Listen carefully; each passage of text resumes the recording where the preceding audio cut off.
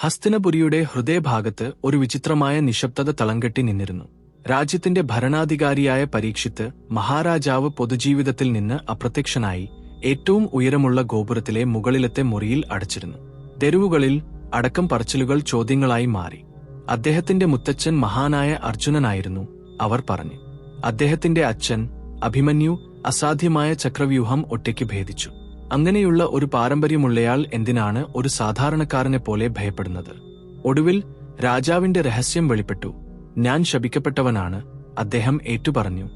7 ദിവസത്തിനകം സർപ്പദംശനത്താൽ മരിക്കാൻ വിധിക്കപ്പെട്ടവൻ. ഭ്രാന്തമായ ഒരു കാവൽ ആരംഭിച്ചു. ഓരോ വാതിലിലും ഓരോ ജനലിലും കാവൽക്കാർ നിന്നു. ഇഴയുന്ന ഏതൊരു രൂപത്തെയും അവർ തിരഞ്ഞു. എന്നാൽ 7-ാം ദിവസം വിധി ഏറ്റവും വിനീതമായ രൂപത്തിൽ വന്നെത്തി. ഒരു പളത്തിനുള്ളിൽ ഒളിച്ചിരുന്ന നാഗരാജാവായ തക്ഷകൻ ആഞ്ഞുകൊത്തി. ആർക്കും പ്രതികരിക്കാൻ കഴിയുന്നതിനു മുമ്പ് ശാപം ഫലിച്ചു.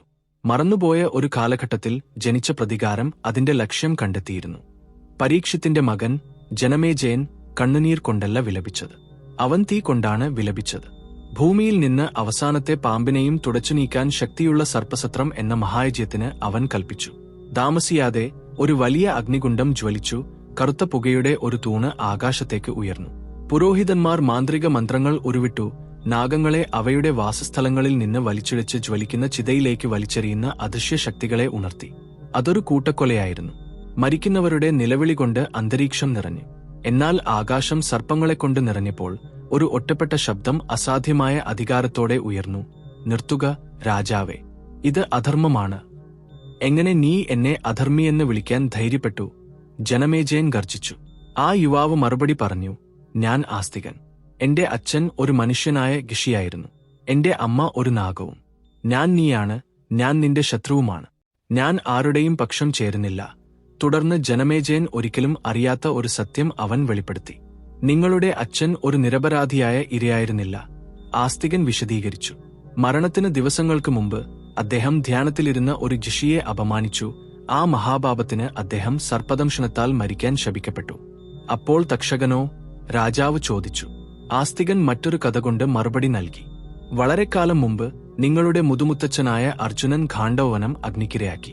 ആ വനം തക്ഷകന്റെ ഭവനമായിരുന്നു. അത് കത്തിയമർന്നപ്പോൾ അവനും അവനെപ്പോലുള്ള പലരും അനാഥരാവുകയും വെറുപ്പ് നിറഞ്ഞവരാവുകയും ചെയ്തു. നിങ്ങളുടെ അച്ഛന്റെ കൊലപാതകം അവന്റെ പ്രതികാരമായിരുന്നു.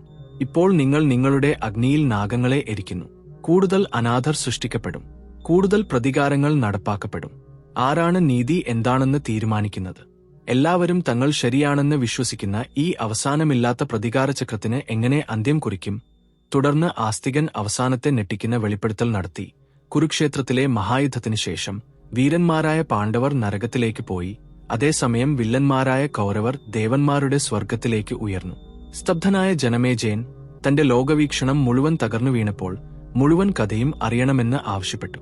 അങ്ങനെ അവന്റെ പൂർവികരുടെ മഹത്തായ കഥ ആരംഭിച്ചു. കഥ തുടങ്ങിയത് ശകുന്തളയിൽ നിന്നാണ്, ദുഷ്യന്ത മഹാരാജാവിനാൽ വഞ്ചിക്കപ്പെട്ട ആ വനകന്യകയിൽ നിന്ന്. രാജ്സഭയിൽ വെച്ച് അദ്ദേഹം അവളെ നിഷേധിച്ചപ്പോൾ അവൾ തനിക്ക് വേണ്ടിയല്ല, മകനു വേണ്ടിയാണ് സംസാരിച്ചത്. ഞാനിവിടെ വന്നത് ഒരു ഭർത്താവിനെ തേടിയല്ല, അവൾ പ്രഖ്യാപിച്ചു. എന്റെ മകന് അവന്റെ അച്ഛനെ കാണിച്ചു കൊടുക്കാനാണ്. അവളുടെ സത്യം തെളിയിക്കാൻ ദേവന്മാർക്ക് തന്നെ ഇടപെടേണ്ടി വന്നു. അവളുടെ മകൻ ഭരതൻ മഹാനായിരുന്നു. ഈ നാട് ഭാരതവർഷം എന്ന് അറിയപ്പെട്ടു. എന്നിട്ടും ഭരതൻ തന്നെ ഒരു അപകടകരമായ കീഴ്വഴക്കം സ്ഥാപിച്ചു.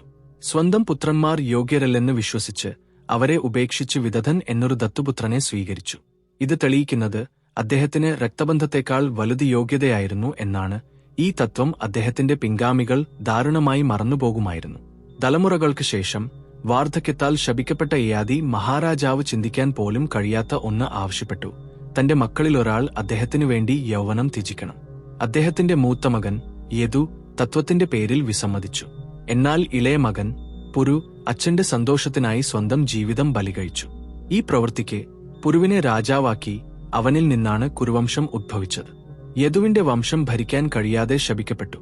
അതിമോഹത്തിന്റെയും ഭയാനകമായ വാഗ്ദാനങ്ങളുടെയും ഈ രീതി ശന്തനു മഹാരാജാവിന്റെ കാര്യത്തിലും ആവർത്തിച്ചു. ആദ്യം അദ്ദേഹം നദീദേവതയായ ഗംഗയുമായി പ്രണയത്തിലായി. അവളെ ചോദ്യം ചെയ്യില്ലെന്ന വാക്കിനാൽ ബന്ധിതനായി തന്റെ 7 മക്കളെ അവൾ നദിയിൽ മുക്കിക്കൊല്ലുന്നത് നിശബ്ദമായ വേദനയോടെ നോക്കി നിൽക്കേണ്ടി വന്നു. 8ാമത്തെ മകനെ രക്ഷിക്കാൻ ഒടുവിൽ ആ വാക്ക് ലംഘിച്ചപ്പോൾ അവൾ അവനെ എന്നേക്കുമായി ഉപേക്ഷിച്ചുപോയി. ആ 8ാമത്തെ മകൻ ദേവവ്രതൻ ഒരു തികഞ്ഞ രാജകുമാരനായി വളർന്നു. എന്നാൽ ശന്തനു ഏകാന്തതയിലും ദുഃഖത്തിലും വീണ്ടും പ്രണയത്തിലായി, ഇത്തവണ സത്യവതി എന്ന മുക്കുവസ്ത്രീയുമായി. അവളുടെ അച്ഛന് ഒരൊറ്റ വ്യവസ്ഥയേ ഉണ്ടായിരുന്നുള്ളൂ: അവളുടെ മക്കൾക്ക് മാത്രമേ സിംഹാസനം ലഭിക്കൂ. തന്റെ അച്ഛന്റെ ദുരിതം കണ്ട ദേവവ്രതൻ അവിശ്വസനീയമായ ഒരു ത്യാഗം ചെയ്തു. അവൻ അവരുടെ മുന്നിൽ ചെന്ന് സിംഹാസനത്തിനുള്ള തന്റെ അവകാശം ഉപേക്ഷിച്ചു. പക്ഷേ അത് മതിയായിരുന്നില്ല. നിന്റെ മക്കളുടെ കാര്യമോ? ആ മുക്കുവൻ ചോദിച്ചു. അവർ എന്റെ മകളുടെ മക്കളുമായി രാജ്യത്തിനു വേണ്ടി പോരാടും. അവിടെ വെച്ച് ദേവവ്രതൻ ചരിത്രത്തെ മാറ്റിമറിക്കുന്ന ഭയാനകമായ ഒരു ശപഥം ചെയ്തു. ഞാൻ ഒരിക്കലും വിവാഹം കഴിക്കുകയില്ല. ഞാൻ ഒരിക്കലും ഒരു സ്ത്രീയോടൊപ്പം ജീവിക്കുകയില്ല. എനിക്ക് ഒരിക്കലും കുട്ടികളുണ്ടാവുകയില്ല. ദേവന്മാർ തന്നെ സ്വർഗത്തിൽ നിന്ന് ഇറങ്ങിവന്ന് അവന്റെ മേൽ പുഷ്പങ്ങൾ വർഷിച്ചു. അവർ അവനൊരു പുതിയ പേര് നൽകി: ഭീഷ്മർ, ഭയാനകമായ ശപഥം ചെയ്തവൻ. ഇവരായിരുന്നു ജനമേജയന്റെ പൂർവികർ. അതിമോഹത്താലും ത്യാഗത്താലും തലമുറകളോളം നീണ്ടുനിന്ന ശപഥങ്ങളാലും നിർവചിക്കപ്പെട്ട രാജാക്കന്മാരുടെ ഒരു പരമ്പര.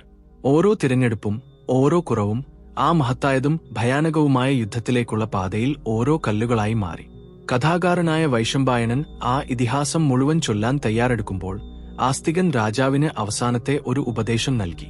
മന്ത്രിച്ചുകൊണ്ട്, ഈ കഥ ശ്രദ്ധയോടെ കേൾക്കുക ജനമേജയ. ഇതിലെ ഗൂഢാലോചനകളിലും യുദ്ധങ്ങളിലും ശ്രദ്ധ പതറരുത്. ഈ കഥകളുടെ ഘടകതോടനുള്ളിൽ ജ്ഞാനത്തിന്റെ ഒരു നദി ഒഴുകുന്നുണ്ട്. അതാണ് നിന്റെ യഥാർത്ഥ പൈതൃകം.